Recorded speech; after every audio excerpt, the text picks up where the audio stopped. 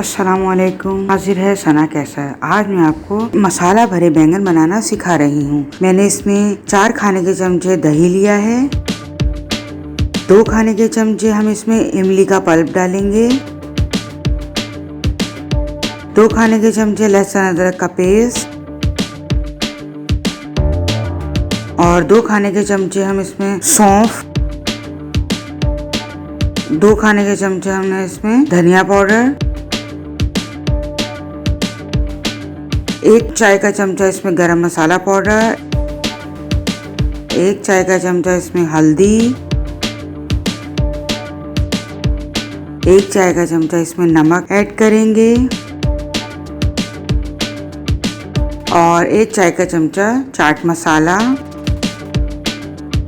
1 चाय का चमचा पिसी हुई मिर्चें, 1 चाय का चमचा कुटी हुई मिर्चें।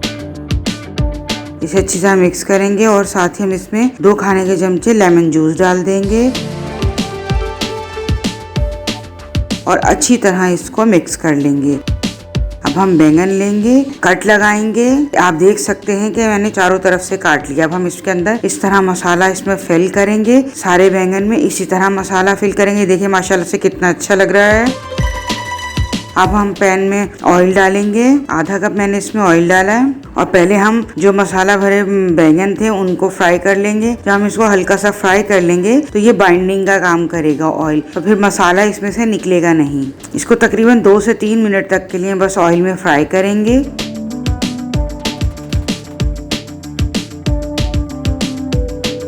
और फिर हम उसके बाद इसको निकाल लेंगे। आप ये देख सकते हैं कैसे बाइंड हो गया है चारों तरफ से। अब मसाला नहीं निकलेगा। अब हम इसमें इसी ऑयल में प्याज ऐड करेंगे। मैंने एक बड़े साइज की प्याज चॉप कर ली थी। अब इसको हम ब्राउन होने देंगे, गोल्डन ब्राउन होने देंगे। हम इसे डार्क ब्राउन नहीं करना, गोल्डन ब्राउन करना है। जैसे ही प्याज गोल्डन ब्राउन होना शुरू हुई है, मैं इसमें 2 टमाटर चॉप करके डाल दिए हैं, दरमियाने साइज के। अब हम इसको अच्छी तरह फ्राई करेंगे।